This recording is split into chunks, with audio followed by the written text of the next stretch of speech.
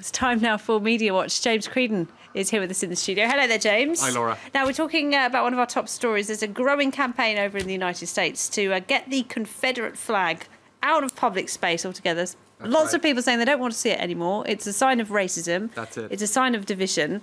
I can tell you a flag maker in the US is the latest to say they won't be making it anymore. And you've got eBay, you've got Walmart won't be selling it. Well, Sears and others, yeah. So it's a growing movement, isn't it? People don't want to see that, which was the flag, for people that don't know, the symbol of the in the Civil War of the Southern states, the pro-slavery. Exactly, they were fighting to keep slavery laws in place and all of that. And of course, it was the fact that Dylan Roof, the gunman behind the Charlton Church shooting, was photographed with so many images of the Confederate flag and was quite attached to that symbol of segregation, really. That is what has set off this campaign on social media, hashtag take down the flag. A lot of tweets expressing and sharing that sentiment. Take this oppressive flag down off a tax-paying building, because of course it's not just rag. People. That's right. They're calling it a red rag. No, a lot of anger online about this, and that's Black Lives Matter as well, the Twitter handle. So I think people saying, look, it's one thing for a private person. It might still be just as reprehensible to have it on the lawn of your house, but for it to be above a state building is really seen as not acceptable. My great grandfather was a Confederate soldier, and I say, take down the flag. That's one person demonstrating on front of the State House. Others saying it's essentially a symbol of an apartheid state.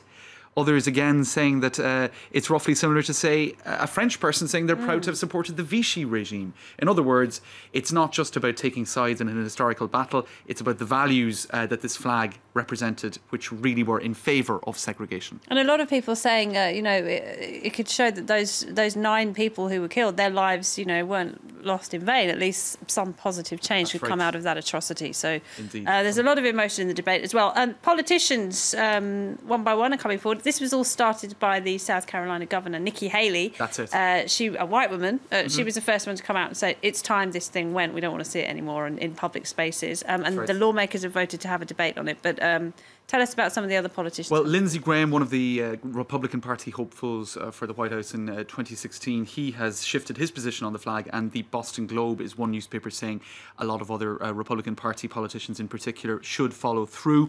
Supporters of flying the flag have justified it as a tribute to the sacrifice of Southern Civil War soldiers, yet the state, this is a very important point that is being made in a lot of editorial pieces, the state didn't raise the flag over the State House until 1962 amid opposition to the civil rights movement. So those who say it's a legacy of the Civil War and people who are trying to commemorate the war dead back in the Civil War 150 or so years ago, that's actually not true. It was raised above the State House in 1962 as a demonstration of opposition to the civil rights movement and indeed to demonstrate opposition to the federal government and to racial integration. So it's even more weighted with racial intolerance.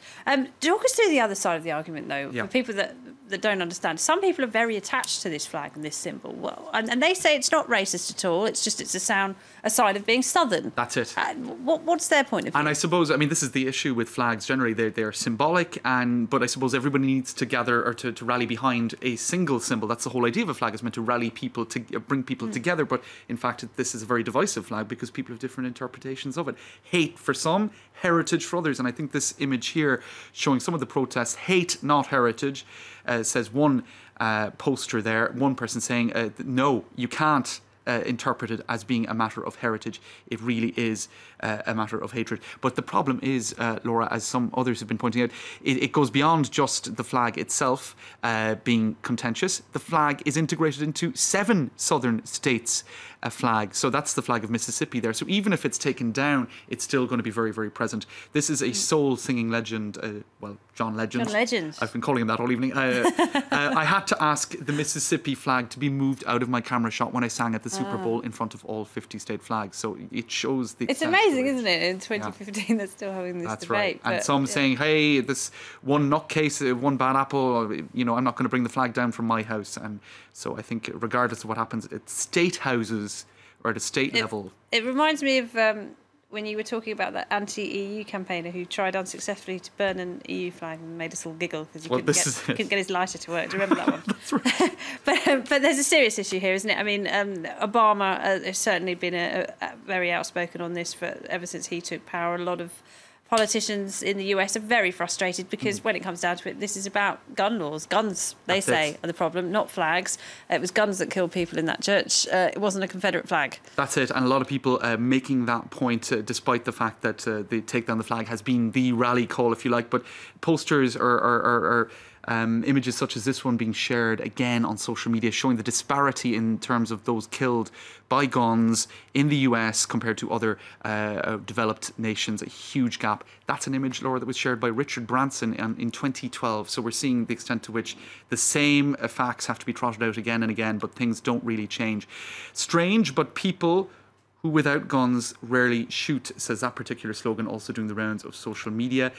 Take down this flag too. That's the NRA, the National Rifle Association. That's right, who have huge weight and have a massive lobby on Capitol Hill, which means that really the gun laws aren't going to change anytime soon, as Barack Obama said in the same speech where he mentioned the N-word. You take people's flags away, but you might have more trouble getting your hands on their guns. And all right, James. Unfortunately, as the French sometimes say, plus ça change. In other words, things don't change. All right. All right, James, thank you very much indeed. We'll have to leave it there. Thank you very much. James Creedon there with Media Watch.